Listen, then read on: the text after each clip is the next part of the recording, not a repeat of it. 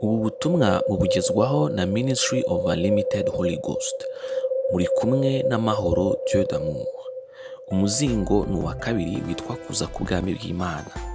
Ubuntu n'amahoro bituruka ku Mana Data wa twese watanze umwana wawe Yesu Kristo, ndetse no kuri Yesu Kristo witangiye ibyaha byacu, ndetse no ku Mwuka Muziranenge ukomana natwe, ukubeho wowe n'abawe ndetse n'ibyawe byose.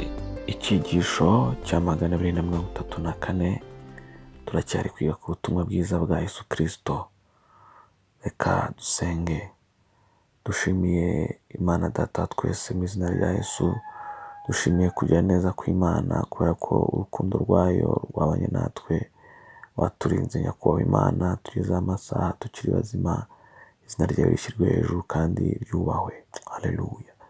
Weze imitima yacu gucyanirwa kwacu kose, ibyo twakoze, ibyo twavuze, Mwami Imana, ibyo twatekereje bidatunganye utwezeho, ubitukureho kubw'amaraso ya Yesu Kristo. Mu izina rya Yesu Kristo turakwinginga cyane Uwiteka, ubwo tugiye kumva ijambo ryawe Kristo Yesu umwana w'intama w'Imana, wohereze Mwuka wawe wera mu mitima yacu, afungura amatwi yacu, afungura amaso yacu, imitima yacu ifungure mu izina rya Yesu Kristo n'ibitekerezo byacu, kugira ngo twumve kandi twumvire ndetse duhindurwe n'ijambo ryawe. Nitwumve gusa, ahubwo tunumve dushyira mu bikorwa tubwirwa nawe. Urera Mana kandi urakiranuka, ufite imbaraga nyinshi kandi urakomeye. Ubwami bwawe rero buze, ibyo ushaka bitubeho mu isi nk'uko bibeho mu ijuru, kandi izina ryawe ryo rihimbazwa mu buzima bwacu gusa. Urakoze ko wumvise gusenga kwacu, mu izina rya Yesu Kristo dusenze twizeye, amen. Uyu munsi turasoma muri Luka ibice 12 umurongo wa 35 kugeza kwa 40. Bibiliya iratubwira ngo muhore mukenyeye kandi amatabaza yanyu yake, mumere nk'abantu bategereza shebuja aho agarukira ava mu bukwe, kugira ngo ubwo azaza nakomanga bamukingurire vuba.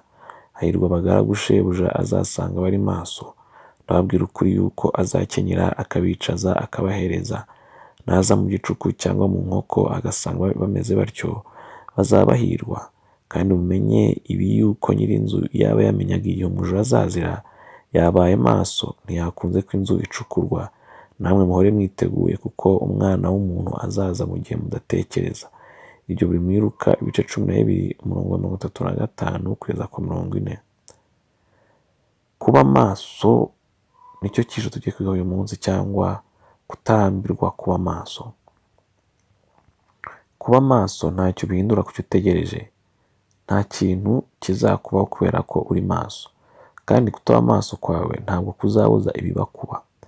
Ibi ni ngombwa kubisobanukirwa, kuko iyo hagize ikiba utari maso uratungurwa, ariko iyo uri maso ntabwo waba umutego wo gutungurwa. Ikibi rero cyo gutungurwa no kugaruka kwa Kristo ni uko umuntu wese uzatungurwa no kuza kwe azaba atiteguye. Ibi kandi binatwigisha ko kuba maso bituma umutima, ubwenge n'umubiri byitegura kugaruka kwa Yesu. Uko kuba maso niko kuturinda kugwa no gusubira inyuma, ni nako kandi kuturinda gusubira inyuma mu byo twahozemo. Uko kuba maso ni nako kandi gutuma dusenga ubudasiba. Ubwo rero ubwo Yesu azaza mu isaha tutiteguye, bivuze ko igihe cyose tugomba kuba turi maso, nta kuruhuka, igihe icyo ari cyo cyose. Ubwo rero igihe icyo ari cyo cyose tujye tuba twiteguye, kuko igihe icyo ari cyo cyose Yesu yaza. Reka dusenge. Mana Data twese turagushimiye kubw'ijambo ryawe rimaze kutwibutsa yuko igihe icyo ari cyo cyose Yesu yagaruka. Kubw'izo mpamvu rero natwe Data twese turasenze, turakwinginga kugira ngo duhe imitekerereze ihora yiteguye kugaruka kwa Yesu Kristo buri munsi, kugira ngo Mwami Imana tutazatungurwa no kuza kwe, ahubwo azaza asange twiteguye, mu izina rya Yesu Kristo, amen. Isezerano ry'umunsi turisanga muri Petero wa 2 ibice 3 umurongo wa 8 kugeza kwa 13. Reka dusome mu izina rya Yesu. Ariko bakundwa, iri jambo ntirikabasobe yuko ku Mwami Imana umunsi umwe ari nk'imyaka 1000, n'imyaka 1000 ari nk'umunsi umwe. Umwami Imana ntitinze isezerano ryayo nk'uko bamwe batekereza yuko ritinza, ahubwo itwihanganira idashaka ko hagira n'umwe urimbuka, ahubwo ishaka ko bose bihana.